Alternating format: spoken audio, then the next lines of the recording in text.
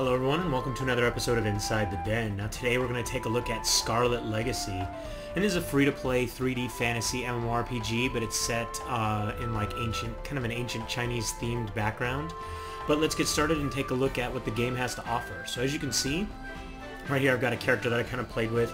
As you guys know, I like to get kind of a handle on the game before we get started. And you can see I got him to level 6. But let's go ahead and take a look at the character creation. Now you do have a couple of weird options. You have enter game, create character, delete character, and re-enter. But let's go create a character and take a look at what we've got. Now you do have 4 classes. You basically have the warrior, you have a monk, then you have the mystic, and then last but not least you have the assassin. Now they show this with a female here, but these are not gender locked, so you have the opportunity to change it once you do create the character. I'm actually going to create an assassin. They seem pretty cool, and as you can see, each one has their different bonuses. They give them star ratings, up to 5 stars, showing which attribute or kind of which thing that character essentially specializes in. She specializes in attack and mana, so she's kind of range DPS, also healing type. But I'm going to go ahead and go with the assassin. You can see different class weaponry, stuff like that, so pretty cool. So let's go with sure. And as you can see, we got male or female. We're going to go ahead and make a female, and our usual name. There we go. Pick a birth date. There we go. And I'm not sure if the birth date has anything to do with it, but you know, some games have like different constellation type prizes and quests and things of that nature. I'm not sure if this one does or not. Let's see how many hairstyles we have. Looks like we have 10 different hairstyles. Can we turn her side to side? We can. So you can kind of see how the hair is going to play out. We're going to go ahead and go with that one. Let's change face shape a little bit. And pretty much no matter what face shape we change to, it pretty much still looks like an Asian face. So nothing you can do there. Let's see what different hair colors we have. We have a couple different ones. We're going to go with purple. And let's see, we can give a nice little tan or go pretty pale white. We're going to stick with something that's a little pale white and go with sure. But you can see down here, an assassin, sword, wind, attribute attack, types with middle range of attack skill, blade, lightning attack, so on and so forth. One thing I can tell you is that the translations are actually not that great in the game, and there's actually a lot of points where the game will just spit out some Chinese dialogue. So really interesting stuff, but there we go. We completed our character creation, so we can jump in with our assassin and get started. So let's enter the game. Now once we get going, you'll see that the graphics that you saw in the actual character creation, they're not something that you're going to see there and then they're going to get worse once you get in the game. Once we get in the game, the graphics are actually really nice and really pretty. They did a very good job on the environments and also the characters. One thing I love it when games do this, they give you these leveling up prompts, which essentially will walk you through. Each time you level, they pop up. They show you different things you should be using for food, different places that you can hunt in, different things you can use for medicine, stuff like that, which is really cool. And then they always tell you, you know, hey, here you go. Here's where you want to go to start your questing. You can see I've got Kill Blue standing right on top of me, and it's really nice. Just click on the name for Spring Village Auntie Wu, and we walk over to her. Let's go ahead and hit yep. And that means you can see, we can close out this help.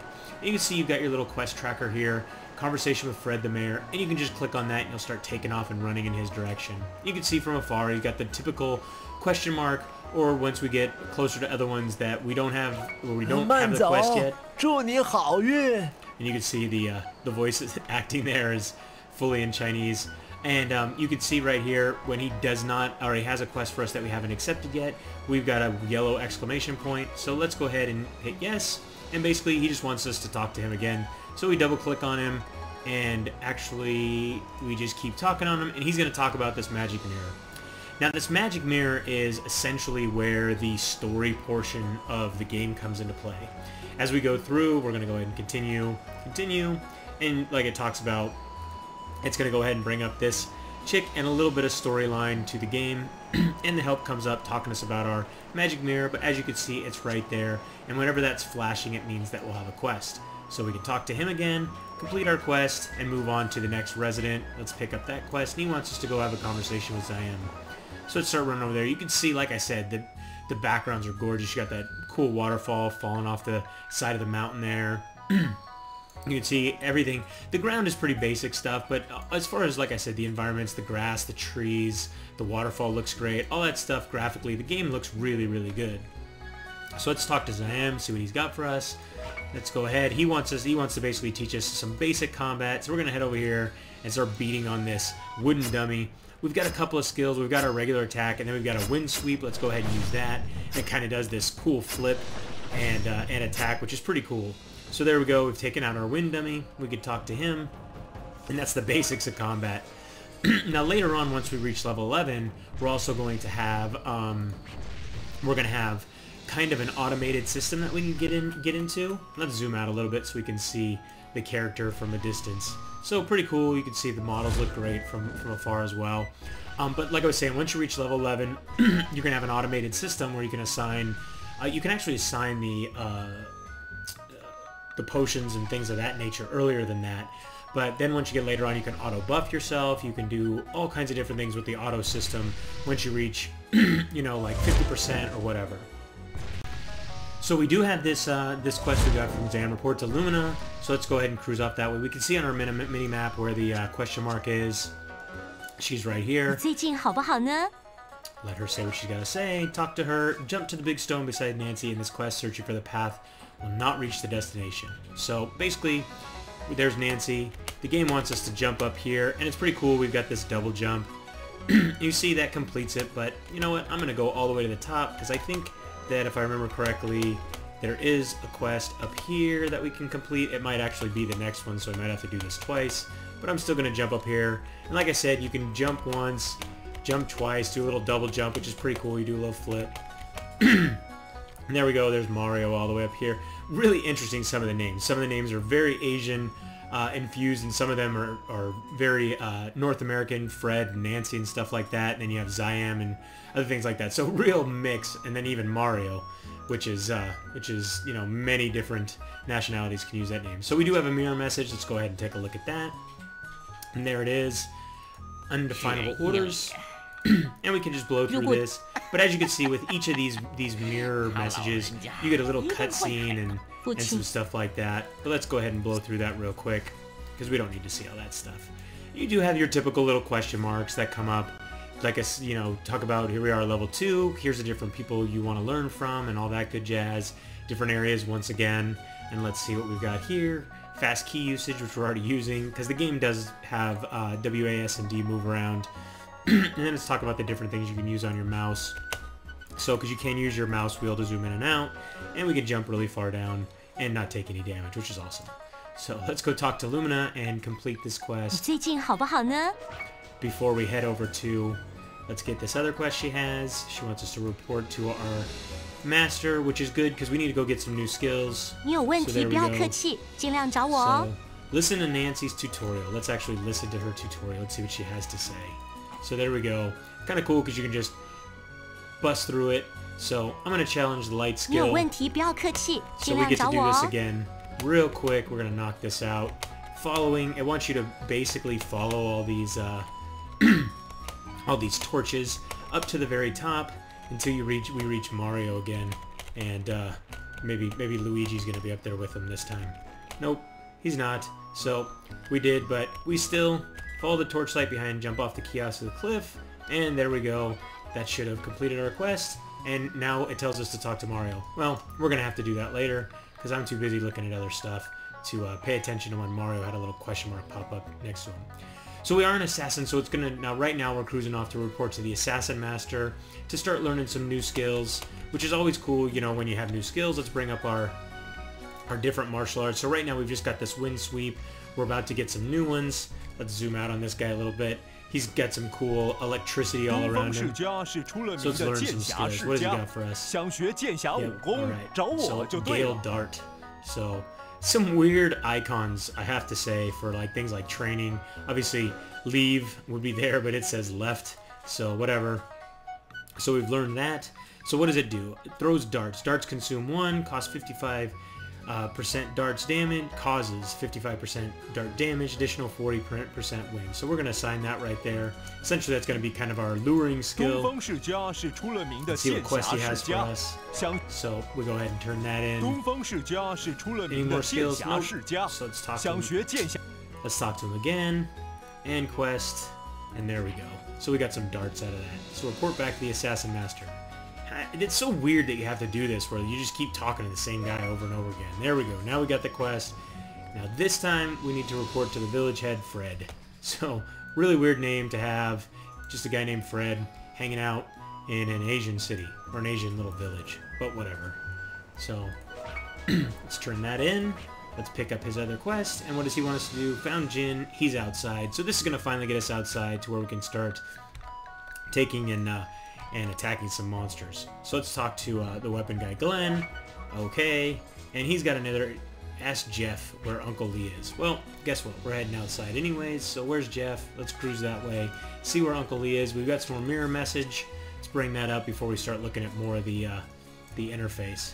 So once again, you've got a cutscene. I'll let you guys read these when you want, but they're pretty cool. They've got a pretty good storyline behind them. You can keep busting through all these, and there are reasons to do all those because they do have rewards and stuff like that that come along with them. So we talked to Jeff, and this guy got a flaming violent tiger bag. Alright. It's kind of cool when somebody gets some random equipment item like that. You can whisper them and say congratulations or whatever and whatnot. So let's take a look at the map real quick. This is the map of the area, and what's really cool about this is when you have quests on this map, they'll show up as exclamation points, or when you have quests to turn in, they'll show up as question marks. So you can really easily find those. We can also zoom out on this. Let's go to the big map. Weapons, and you could bring up stuff that's you know, weapon merchant, stuff like that. It'll show you exactly where those are, which is pretty cool. So there we go. We could zoom out, and these are all the different little zones, I guess you could say, where you can adventure, and especially later on, these become very important because they can be controlled by the different factions of the PvP, which gets to be the game's later game gets to be very, very PvP heavy. So like I said earlier, you can move around with WSD, or you can also click around. We need to go and take out some of these baby wolves. So let's cruise over here and start knocking him down. Take some of these guys out. Let's get over here. I mean, you kind of already saw some of the... you already saw some of the animations, but the game for all of the different skills has an animation and stuff like that, which is pretty cool because, you know, it's always nice to see your guy doing backflips and shit like that when you're taking out these monsters. So, and obviously it was very important that the music got very, very intense, so we could take out these creep wolves. So there we go. We took all the ones we needed to take out. Let's report back to Jeff while we take a look at some of these other things. So we've got the item mall, which has got your typical stuff, your accessories and your mounts, your pets, potions, everything from your consumables to all of your different outfit items and stuff like that, which I think is a telltale sign of a quality free-to-play game. It's when you can pretty much do anything in the game, you have access to all of the areas, but basically if you want to take and you want to outfit your character a little bit differently, or you want to get potions that help speed up the time that it's going to take you to get from level 20 to 30 or whatever, then you can spend a little bit of cash to be able to do that. And that's kind of what this has got going on in the item mall. But let's take a look. We've got online activity, we've got ranking lists. You can look at ranking for everything from battles 1 to character level to all that good jazz. Little helper, transfer convenience system, portable convenience system. That's basically all to move stuff around and things like that, and you spend in-game currency to do that. So we talked to Uncle Lee. He's going to give us a little quest. He wants us to go take out some bandits. See what else we have here. We've got our character. Let's take a look at our character.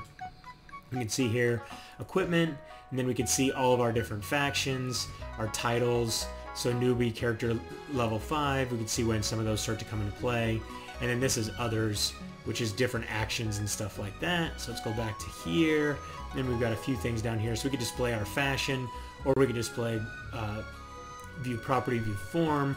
Let's go back. I kind of like the little thing we had going on there. We've got 2 different fashions that we can display.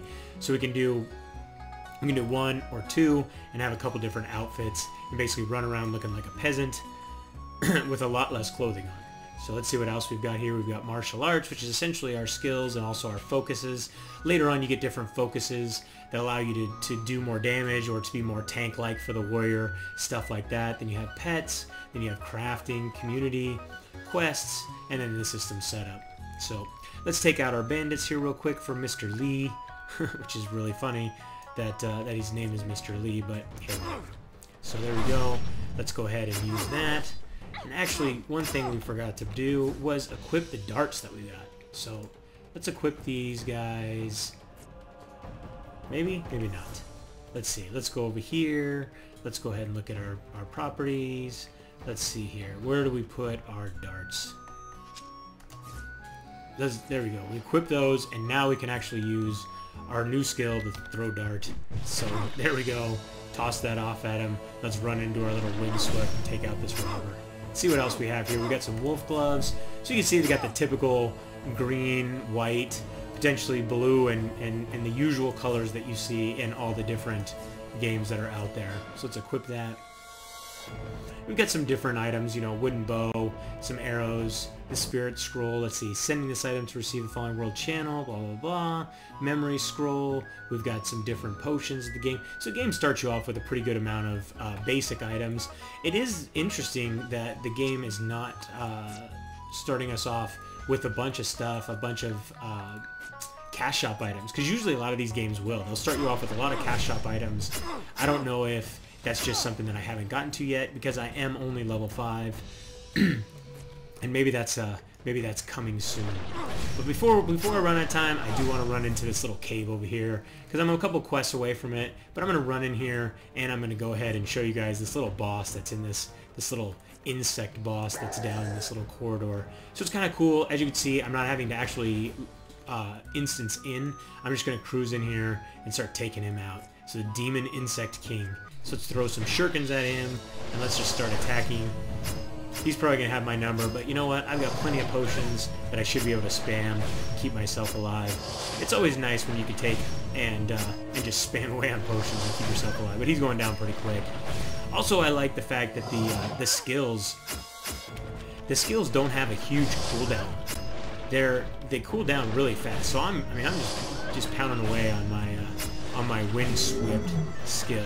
So there we go. He's down, and looks like one of his little buddies came to his aid.